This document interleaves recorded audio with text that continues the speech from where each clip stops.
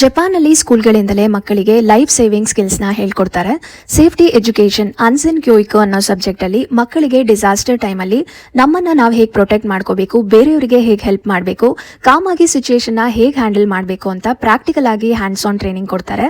So Japan ದೇಶ ಯಾವ ತರ ಅಂದ್ರೆ ಇಲ್ಲಿ ಅರ್ಥ್ಕ್ವೇಕ್, ಟೈಫೂನ್, ಸುನಾಮಿ, ಫ್ಲಡ್ಸ್ ಈ ತರದೆಲ್ಲ ಜಾಸ್ತಿ ಆಗುತ್ತೆ. ಸೊ ಮುಂಚೆನೆ ಮಕ್ಕಳನ್ನ ಇದಕ್ಕೆಲ್ಲ ಮೆಂಟಲಿ ಪ್ರಿಪೇರ್ ಮಾಡೋ ಸಲುವಾಗಿ ಸ್ಕೂಲ್ಗಳಲ್ಲಿ evacuation drill, fire drill, CPR training, AED device training, first aid, emergency ನಂಬರ್ಸ್ಗೆ ಕಾಲ್ ಮಾಡೋದು, ಫೈರ್ ಎಕ್ಸ್ಟಿಂಗ್ವಿಷರ್ಸ್ನ ಹೇಗೆ ಯೂಸ್ ಮಾಡೋದು ಅಂತ ಹೇಳ್ಕೊಡ್ತಾರೆ.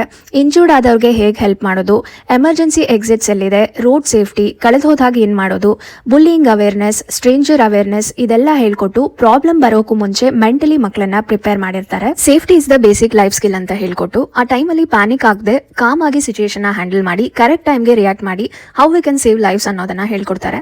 ಬರೀ ಸ್ಕೂಲ್ಗಳಲ್ಲಿ ಅಷ್ಟೇ ಅಲ್ಲದೆ ಆಫೀಸ್ಗಳಲ್ಲೂ ಈ CPR ಟ್ರೈನಿಂಗ್ ಎಲ್ಲ ಫ್ರೀಕ್ವೆಂಟ್ ಆಗಿ ನಡೀತಾನೆ ಇರುತ್ತೆ. ಈ ವಿಡಿಯೋ ಮೂಲಕ ನಾನ್ ಕೇಳೋದು ಏನಂದ್ರೆ, ಪ್ರತಿಯೊಂದು ಹಾಸ್ಪಿಟಲ್ಸ್ ಅಥವಾ ಕ್ಲಿನಿಕ್ ಗಳಲ್ಲಿ ಲೈಫ್ ಸೇವಿಂಗ್ ಸ್ಕಿಲ್ಸ್ ನ ಹೇಳ್ಕೊಡೋದಕ್ಕಂತಾನೆ ಒಬ್ಬ ಸೆಪರೇಟ್ ಸ್ಟಾಫ್ ಇಟ್ಟು ಯಾರಾದ್ರೂ ವಾಲಂಟಿಯರ್ ಆಗಿ ನಾನು CPR ಕಲಿಬೇಕು ಅಂತ ಬಂದವ್ರಿಗೆ ಫ್ರೀ ಆಗಿ ಇನ್ಸ್ಟ್ರಕ್ಷನ್ಸ್ ನ ಕೊಟ್ಟು ಯಾಕೆ ಹೇಳ್ಕೊಡ್ಬಾರ್ದು? ಜಸ್ಟ್ 10 ಮಿನಿಟ್ಸ್ ಅಲ್ಲಿ ನಾವಿದನ್ನ ಕಲ್ತ್ಕೋಬಹುದು. ಹೆಚ್ಚುತ್ತಾ ಇರೋ ಹಾರ್ಟ್ ಅಟ್ಯಾಕ್ ಪ್ರಾಬ್ಲಮ್ಸ್ಗೆ ಪ್ರತಿಯೊಬ್ಬ ವ್ಯಕ್ತಿನೂ ಈ CPR ನ ಕಲ್ತ್ಕೊಂಡಿದ್ರೆ ನಾಳೆ ಯಾವುದೋ ಒಂದು ಜೀವ ಉಳಿಸೋದಕ್ಕೆ ಇದು ಹೆಲ್ಪ್ಗೆ ಬರ್ಬೋದು ಅಂತ ನನಗನ್ಸುತ್ತೆ.